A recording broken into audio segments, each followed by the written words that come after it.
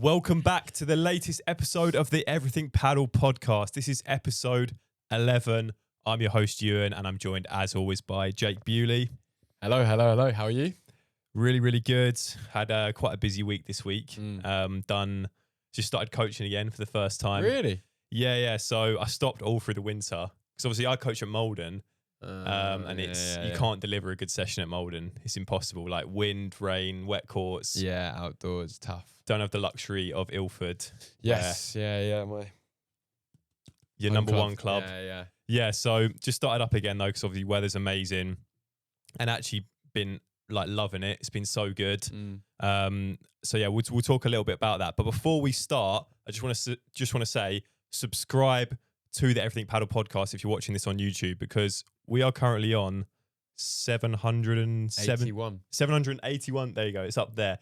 So we need 219 subscribers, and then we can get monetized, which means me and Jake can get a little bit of...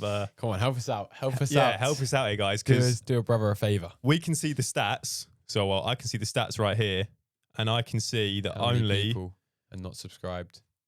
Yeah, let's see here. Subscribers. Get us begging for subscribers. Only... So 52% of you watching right now are not subscribed. I mean, it's not bad, half. So last video, 1.5k views. That means there's 750 people there. We could get plenty to get us over the 1,000. So do that right now if you're watching on YouTube. Thank you. Yeah, thanks. All right, let's go. Let's talk just a little bit about the coaching, because I was coaching the other day. I was going to talk to you about this. I coached two amazing tennis players. First ever paddle lesson. Been playing paddle like a couple of months. And it's like the most satisfying, easiest coaching experience ever. Just tell them what to do and they do it. Exactly, yeah. It's literally like, imagine you forgot everything to do with paddle tomorrow, but you kept your ability. And then you're like having a lesson with me and I just go, oh yeah, with your volley, just spin it. And then you just do it. With your smash, just kick it out and then you just do it. Yeah. That's literally what it's like. Yeah. It's the best. It's such a nice feeling when they just can do whatever you say. It's great. It's like that instant gratification. And I coached this guy, Matt, amazing tennis player, played tennis like 20, 25 years. And he was a bit apprehensive at first to do the volley, like the forehand volley. And I was like, look, just trust me. Because he was just doing like a floaty tennis volley that was kind of coming up on the glass. And we just taught him like high to low, get the proper spin. Yeah. And by the end of it, like you're fizzing in fast balls just over the net. And because their timing is so... Like his timing's better than mine. Yeah. It's just because of how big their swing is in actual tennis. And he hits it so well and he's like just killing it on the glass. And you can see it in his eyes. He's like, I can't believe I've not done this so far in paddle. It's like, it was the best thing. And I think just in general, it's so satisfying when you coach someone that just gets it like that. It is a nice feeling. Yeah. How long have they been playing? Like literally like 2-3 months. 2-3 months, first paddle lesson. It was straight away. So I was going to, obviously, like that's a really nice part of the coaching, very satisfying. I was going to ask you, what do you do? Because obviously when you coach, sometimes it doesn't go well. Maybe someone that's just not getting it at all. What do you do when you're teaching them like the volley, for example, and they're just not understanding it? Yeah, it's tough. Like I had this today. And it happens all the time because obviously Ilford's a new club. Yeah. So I get beginners quite a bit, but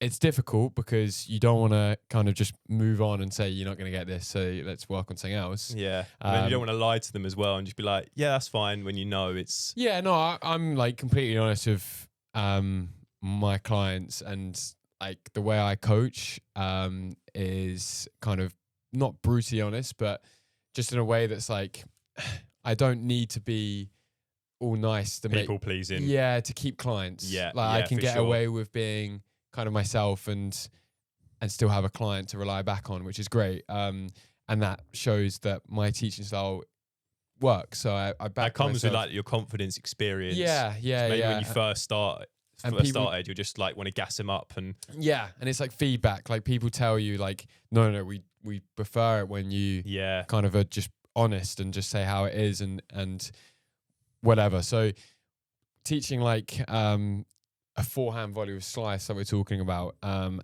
they don't know how to do slice. Yeah, it's just like rather than skipping away from it, you just go back to doing little things. I remember your video. You had a video of Ella, where you taught her maybe a bandeca or a forehand volley, and you were just like doing like little things like, can you spin it back? That was with Aaron. Do you see the one with Aaron? No, you did it with Ella.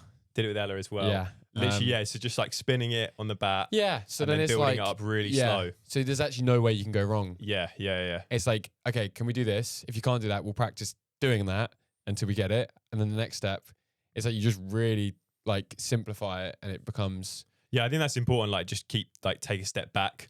Yeah. But be honest with them. It's so easy when you're feeding them and they're not doing it right. Just be like, good, not bad, and then move on. And no, I would always be like, I did it today with a lady called Tori, who's a lovely lady and super like determined to get it right. And we're doing that spin, and like Tori's got slice, but I want it to be like, I very much want it to be almost not perfect, but the correct slice rather than almost doing like it when they float it up. Yeah, and it's like side spinny. Yes, yeah. So I was feeding her with the bandeca, wasn't quite getting it, so I said, let's go back to throwing up to yourself and trying to get that motion. Yeah. And it was just like, and then she got it, and then we went into some points with it, and it was amazing. So yeah, like just like not being afraid to simplify it is probably what I would say. Would you rather have a client like the dream tennis player, like an amazing tennis player that it's just easy, you can just go spin the volley, like someone new, or someone that's not done any racket sport experience but just like super willing to learn? No, sportsman. You want a natural athlete straight away? Yeah. No, honestly, I'm very selective of who I coach. I only do 10 hours a week. I see. Okay. With private sessions. And the beauty is I have a lot of options, so I kind of very selective of who I coach. So are you really focusing on people that you think have real potential to maybe compete in tournaments in the UK? Yeah, the highest level possible is great, or just super passionate. Yeah, okay. That will like also commitment. Like they could be maybe not so bothered about competing, just wanting to get better, but like happy to do a regular slot each week, rather than maybe someone who just wants to do like 4 this month and then move on. Yeah. Like I've had clients now that have been doing it with me every week. Well, we've had the last 10 hours each week has been like for the last 3 or 4 months. Yeah. So they're just doing, and obviously I charge quite a bit. I charge £70 for an hour. Yeah. So that's obviously a lot of commitment to do it. So I obviously appreciate that, and I try and stay loyal to them and give them the slot each week rather than mixing it up and stuff. But it's nice to have them in consistently, because then you can really make progress. Yeah, you're not massively. sort of rushing around doing a 1 hour where you're doing a bit on the serve, bit on the bandeca volley. You can take your time and go, right, we can do like 3-4 weeks in a row on just the backhand volley, for example. Yeah. Like I keep bringing up Tori, but Tori's going to love this. Yeah, just because we've done forehand slice for the last 3 weeks, and now we're getting into it. We're getting to the bandecas and stuff. So have you ever done like 3 or 4 hours with one person? No. That's something I did. I haven't done it recently. You used to love that. Yeah. I did it a lot last year. Yeah. I actually really enjoyed it, because the initial idea, because I did it with Ella. I did because we were training her for 3 days. So I did like 4 or 5 hours and had like some really good breakthroughs. So someone would come down and they'd do like 5 hours in one day, 2-hour session, then another 2-hour session afternoon, and then a match. Yeah. I think that's maybe a little bit too long, but I found like a 2 or 3 hour session, maybe 2 hours morning, 1 afternoon, because then you don't have to rush at all. You can really perfect one shot or one area of the game, and I think maybe sometimes the hour, because in 1 hour, for example, you do a bit of a warm up, then you do a little bit on the volley, and maybe if they're not getting it, it's hard to almost really perfect it. And by the end of the session, you have to kind of be like, yeah, well done, we've made a bit of progress. But I think when you've got again next week, and you almost have to sell it in a way, because always at the end of the session, you want to make them feel to some extent that they've made progress or learned something.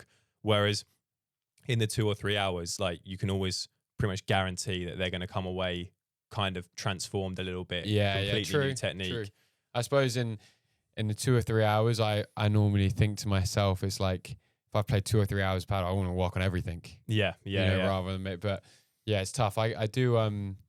I struggle with with a little bit of like, I need something new in that next, like, just kind of 3 hours of the same person is like tough. I had one guy. This guy was super obsessed with paddle, and he did 3 days with me, and he did 6 hours each day. And the first 2 days, all he wanted to do was a forehand volley. He was just obsessed with this forehand volley. I mean, like, we just did basket after basket after basket, like hand feeding. We got like Harry on court as well to like do a hitting partner, and I'm like watching him. We filmed him. We did match plays. We did everything on this forehand volley. I've still got footage on my phone of him. It was in like February, so the courts are frozen. So it's just him just feeding. But yeah, it was cool. Yeah, it's interesting, isn't it? It is interesting, but I'm still not a fan. I do a 2-hour session. Yeah. And it is tough with the same person for that long. Yeah. But I'm enjoying the group sessions at the moment as well. Yeah. Got some juniors, haven't you? Coming through. That's always nice. Coach like around 8 to 10 kind of GB juniors. Yeah, that's great. And if they do go on and do amazing things, and you can be like, I helped contribute to that. Yeah, it's cool. Like most of them have most of them come from tennis, and they've got the talent already. Like, I would love to take credit, but these juniors are talented players, and pretty much anyone who would kind of coach them the rough edges like out of them from tennis to get them into paddle will do that easily. One final question just before we move on. I was just wondering, because neither of us came from the tennis background, so we learnt pure paddle. Do you think that helps you become a better paddle coach because you're not just? I kind of think myself. I think it's helped a little bit, like learning the pure paddle technique. There's no tennis in us at all. We no think bad habits. All in paddle when we're teaching. Yeah, like it's interesting though, because I think for me that I've become a better player is because I've become a tennis player. Yeah, like it's interesting. Isn't it? I get what you're saying. Yeah, like I've like taught myself the volleys. Yeah, like I've taught myself topspin. Yeah, and like tennis players, just that's natural for them, right? So yeah. I don't know. I think a bit of both. Yeah. Like speaking to some of the guys at GB and training, and they don't coach paddle. And I've got no idea what I'm doing, but they're like GB. Yeah. But they don't know anything really about paddle, like in a way that's like. No, I get that. So yeah, it's funny. Kind of the importance of growing up Spanish proper paddle, isn't it? Yeah, yeah. Okay, we'll move on then. Jake, last week we did a few paddle stats on the pro game. This week I'm going to test you. I quite enjoy just kind of testing you. Like, I've got all the answers here, and it's I make you look like the fool. Yeah, you did last week. Like an absolute idiot, didn't I? So this week we're just going to go. The general topic is how big paddle could grow this year and just in the next few years. So first of all, do you know how many paddle players there are, roughly, obviously, right now in the world? Got absolutely no. Like, I'm going to say 8 million. 30 million paddle players. 30? 30 million, yeah. So at least you got the million part right. Yeah. No. I would assume it's in the millions, but I didn't know it was that much. Yeah. So 30 million paddle players. That's up from like 20 million. I think when we first started, about 15 million. It's just like crazy. Really? Yeah. Paddle courts globally, there's now 70,000. So 70,000 courts. It's not that much, is it? It is. Yeah. That is a lot. I know 70,000 is a smaller number than 30 million. Well, like I suppose you can do it 4. So it's almost like you've got 4 players. Yeah. You divide that number by 4. Yeah. Yeah. And then rackets sold last year. Oh, it's a big one for you. Whole of 2024. This is a hard one to guess. Well, you would hope it's above 30 million. Mm-hmm. Because there's 30 million players. Okay. Let's go with rackets sold. Okay, I'm going to go just under 1 million. 6 million. 6 million. Okay. That's interesting. I see your logic there, thinking it's going to be higher than the players because everyone's going to buy. But there will be a lot of players that probably just have the same bat for like 3 years, right? Oh, this year. So just 2024 is 6 million.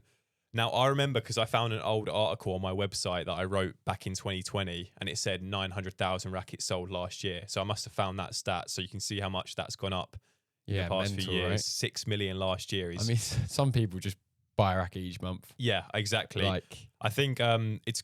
I don't know the stats, but I think that's like going to be up there with tennis and squash, maybe even more. I know, like for example, a lot of the retailers that do tennis, squash, and paddle, like paddle's their number one now. Because that's so cool. Yeah, because like with tennis racket, you don't replace it. You just change the strings. Yeah, exactly. Whereas paddle racket, it cracks, it breaks. Yeah, I still think there's an element of like the designs are so cool and shiny that you want. The new one. You want the new one. Okay, so there's obviously 30 million paddle players. What percentage of those paddle players do you think are men? Like 80%. Okay, 62%. That's good. That is good. It's almost half. Yeah, 62%, 40% are female players, which is really good. You know, Paddle with Holly? Yeah. I saw her on a pod like talking about, she was saying in the UK we had the chance to make it like 50-50 men or women. For sure, yeah. I don't know like if that will happen. I think it'll probably be 60-40, but it's good that many female surprised players. It's 60-40. Yeah, like, I thought it would be 20. Yeah, I thought it'd be 80-20 like, as well. At Ilford, like we've got a strong community of women, like especially in our socials, but like if there was this morning like a morning social, like a mix-in, like it's 80-20. Yeah. So that's why in my I head wonder I if was it's like, different like by area, because I think Malden's 50-50 men and women. Yeah, Malden's probably 50-50. But I don't know. I think in our generation, but like when we were at Malden, 50-50. Now if you go there in the evening, it's like all blokes. Yeah. Maybe, do you think with more young players coming through, do you think it'll be more male dominated? Yeah, I still like people our age, surely that's maybe more 80-20. That seems about right. And then the older it's 50-50. I don't know. Yeah. Yeah. I mean, like even if you look at the professional tournaments, like it's not even, I don't even know what the end ranking is if you just entered the FIP in rankings. Yeah. But in the men's, it's like minimum 2,000 now. Right, I see. And like the women's is like, funny, I don't think it's 1,000. There must just be like so many like maybe more casual female players. I'd like to see more like data on that to look at that more. But yeah, I was surprised when I saw that, but it is good. Yeah, like someone with 0 points, you just entered the FIP, you get that ladies is 1,028. Okay, so yeah, Jake's got on the screen now the FIP rankings for men and women. And like, so if you just enter the women's, the max is like, if you just enter your world ranking, like if you play a world ranking tournament, you're just on there. You're 1,028. Yeah. Whereas the men is like, there's a guy called James, I reckon, maybe. He's got like 0 points. I mean, instantly you got 3 points. Yeah. You got FIP ranking? Yeah. So you're 2,163 and you got 0 points. I didn't know I had that. Wait, so what? How we do I played have a that? FIP.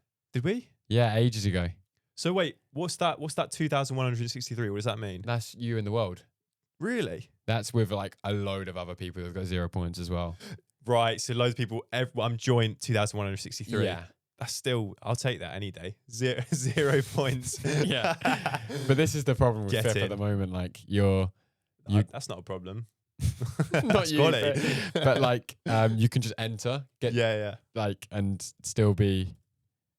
So there you go. Okay, that's a good. I can use that in titles for videos now. World number 2,000 versus. Well, so your world number 384. Yeah. Wow. Getting up there. Getting up there. Cool. Okay, so you know there's 30 million players. How many players do you think there are from Spain? 15 million? Nowhere near. 5.5. Oh, do you know? Have you got the England stat for that? No. So I've got the 1, 2, 3, 4, 5, 6, 7. I've got the top 8. Do you want to just name some countries? See if you can call out 8 on there. Any like not Europe? Any? There's Europe in there. Yeah. There's anywhere in the world. Oh, cool. Spain, Argentina. Argentina is 3rd. Sweden. Sweden's not on there. Sweden's not on there. No. Portugal. Nope. Okay, Russia. Nope. Dubai. Nope. What? This is not true. I'm now a little. I think Sweden should be on there. What I've got, just see if this sounds right. I've got Spain first at 5.5 million. I've got Italy second, 1.5 million. Then Argentina. France. Then I've got Mexico at 1 million. Could be. Chile 1 million. Brazil. And then I've got Germany. I don't think that Sweden's definitely more than Germany, surely. I know it's big in Germany. Germany is go on, say it. Shit. We beat Germany in the Euros. Yeah. Maybe that's not entirely accurate. It does sound right though. Spain, Italy, Argentina, Mexico, like they're going to be up there, right? Yeah, I sort of forgot about like that South American kind of side. Spain 5 million is about right. I think UK. I think I saw the other day it was like 250,000 now, which sounds about right. It's just interesting because like even in the world stuff. Yeah. I always like when you ask me that question, all I was thinking is like, who would win? Who's got the best players? Yeah, and that makes a lot of sense with just how even many in players the world there are. champs, like other than Argentina, it's like Portugal, Sweden, Italy, France. Yeah. You know, Spain, obviously, like competing against like what are that? Here's a good question. You can't look. Don't look. Okay. Who do you think are the top 8 national teams in the world? Top 8 national teams. Yeah. Okay. So Spain. Yeah. Argentina. So Spain. So Argentina's number 1. Spain's number 2. Well, okay. Yeah. Italy. Number 4. Okay. France. Number 7. Oh, okay. Okay. Maybe I was completely wrong about my guesses. Portugal. Number 3. Sweden. Number 9. Not in it. Netherlands. No, they're 10. Oh, damn it. Is it another South American country? Yeah. Mexico. No, they're like 14. This is what I was saying. Wait, so is it Spain, Argentina? Like, and then you got like people. So this is an interesting topic. The UAE paid 60 grand to Spanish guys to change nationality. oh shit. So now they've got like top 40 players in the world playing for. Like if we go on the rankings, there's just some random. Brazil was there. Yeah. Okay. Like some random people from Dubai. But they're Spanish. Like here. Like UAE wouldn't even be top 20, I don't think. Yeah. No, that makes sense. Chile is up there. Here's another one. Okay, so this ties in professional earnings. Do you know how much Tapia and Coelho got in 2024? For just winnings? Yeah, just their winnings. I reckon like 600k. You're not far off. I've got 490,000 euros. Yeah, so 500k. And then Galan is after that 300,000, Chingotto 300, Stupa and LeBron 200. So it's not too bad. Obviously comparing that to other racket it's just a shame, sports. isn't it? Yeah, like that's you're the best in the world at your sport. Think about like all their costs as well. Yeah, but that would be covered by. I guess so. Sponsors. Yeah, for sponsors, of course. They are getting millions. Yeah. Like, Absolutely. Like Bella was on a joke of a contract with Wilson. Yeah. Something stupid. I can't remember what number was, but yeah, that's why he moved away because he was with Head for like ages. Yeah. Like loyal to Head, and then Wilson just came in and just like, ridiculous amount of money. Yeah. So finally, just to finish up on that, UK had 50 courts in 2019. Do you know how many courts they had? 50? 50 in 2019, yeah. That's not true. It is. I don't believe that. In 2019. 50? Yeah. Think about how little clubs there were in the UK. I reckon I could have named them then. Yeah. So in the UK, think about in 2019, we knew what every single paddle club pretty much. Was there a paddle club you didn't know? Yeah, true. Whereas now, do you know how many courts in the UK? Like, I was just about to say a number, probably crazy. 14,000? Nowhere near. 40,000? No, mate. 800 courts in the UK. Really? I know, yeah, we're nowhere. So I did say earlier 70,000 worldwide. You said 40,000 in the UK. So we know there's 700. We haven't hit 1,000 courts yet. What? Yeah. I think it's so. Like way more than. We've got 12 home club. Yeah, that's true. So yeah, we're on like 700 as end of 2024. Like so it's when probably you say like 50 in 2019, like 12 of them in one club.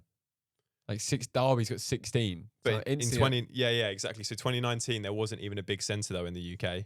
What was the biggest one? Yeah, Stratford, and yeah. that didn't even have all of them. Then I think. Yeah, true. Stratford had like 6, 7, didn't it? Because I remember when we first started, Malden was like one of the best clubs in the UK, having like it was decent to have 3.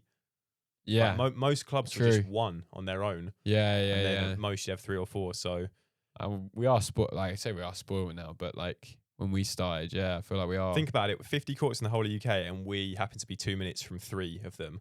That is so lucky. Like, yeah, dream, innit? Yeah, it's unreal. But yeah, UK's got a long way to go, obviously still, but obviously growing a lot. Let's hope in 2025 it's going to break. Well, this year it's going to break 1,000 courts. Probably will. Yeah, you think so? Yeah, it keeps on growing. It's crazy. Should we have a little look? Unfortunately, this week we didn't get a clip from Padel Dino. It's quite sad, isn't it? So we'll make a mutual agreement. He's never getting on the podcast ever Never. again. I'm disappointed. Yeah. To be fair to him, we filmed the pod 2 days ago. That's when I got the clip. But so he had 2 days to. He does want a lesson as well. Okay, yeah. So I've got some clips that I shared. I think we've been talking a little bit today about how we first started, about when we first started coaching, and I thought it'd be cool to share because obviously I didn't come from tennis or squash, so my technique was so awful. I mean, just look at the beautiful Malden courts. Look at the lovely Malden courts. Yeah. So we didn't have it all lucky. We had to play in the horrible conditions. But this is me hitting. No sand on the courts. This is 2020. Glass soaking wet. Yep, trying to hit a bandeja. Just a funny little clip I found on my phone. So even without the fall, I think we can just analyze holding the racket wrong. Why are you smashing it? That's me trying to do a bandeja. Seriously? Yeah, and then look, the foot goes. Ethan finds it very funny. You're a proper shit. I was awful, mate. I was awful. But this is what I think. I remember us being that bad. You weren't that bad. But this is what I was saying, like, because I didn't do anything and I've never been as natural as you guys playing. I've always, I think that's one thing that's definitely helped me with my coaching. Kai was never natural. Sorry? Kai was never natural. Yeah, Kai was kind of like me as well. But I think it helped with my coaching because now when I do coach someone maybe that's never done any racket sports, I can really teach them because I can go through exactly how I learned it rather than just being able to do it, you know? Yeah, fair enough. So this is the other one I found of me. This is me doing a basket with Kai. Oh, that's way better though. It is better. So this is 2021. So I have improved a little bit. One? That was 2020. Oh, so a year down the line. This is like a year more. You've coached. You can still see the technique is horrible, but at least I'm doing the right thing. You look like exactly like a guy I coached today, actually. Okay, maybe I shouldn't say the technique is horrible then, but it's more like I'm holding the racket wrong. You can see, but you can tell I know at least what I'm doing a bit more. You're a paddle player now, aren't you? This is where the problem is. At this point, I thought like I'm doing it perfectly. Here's a good. I'll give you tips. Yeah. Or I'll give it, if you think you look like this a little bit. Yeah. I'm going to give this some tips. What? So if a viewer sees this. Yeah. And what I would say is like, first of all, he's got a massive swing. Yeah. So like the swing's all behind him. Not getting behind the ball. Not awful. Yeah. I would just say you can play it more in front of you. Yeah. Left arm isn't doing me any favours. No. There's no support there, is it? The footwork's so lazy. The thing is as well, we're not like Kai's not giving me a realistic ball here. Like now, the ball that he's giving me should just be smashed. He's so short. Like the winter smash. Whereas I'm like, that's as far back as I've gone, really. Yeah. And then don't you have a clip of me? I do have a clip of you indeed. This is actually, I don't know if this is, I think this is 2020 actually. So this is not bad from you actually. So this is you hitting with Dan. You're learning the smash here. I remember this. I remember I didn't like these drills where. So look, you got it. I'm just so lazy. This is prime lazy Jake. But like the technique's not bad, is it? It's not amazing. Goes out on the cage. Well, Dan was like the drill was can you hit a few volleys? Can you play down and then I'll give you a smash? Yeah, because you don't go for the first one. So I was kind of like just giving him easy balls until I lobbed and then I did it. But you can still see you were a lot more natural. Like you didn't look as sort of awkward on the court. Like I look so skinny. Well, I am so skinny, but yeah.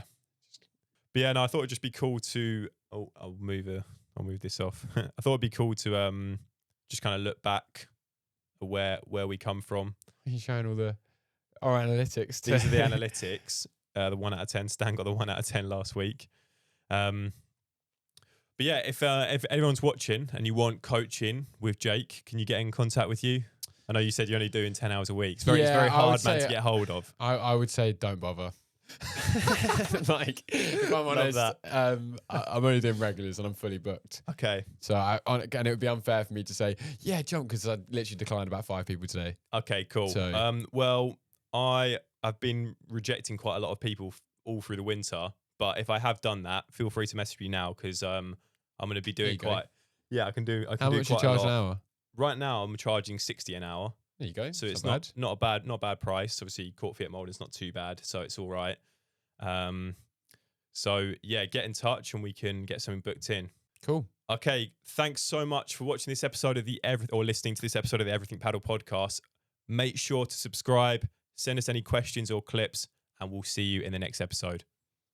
Thank you, guys.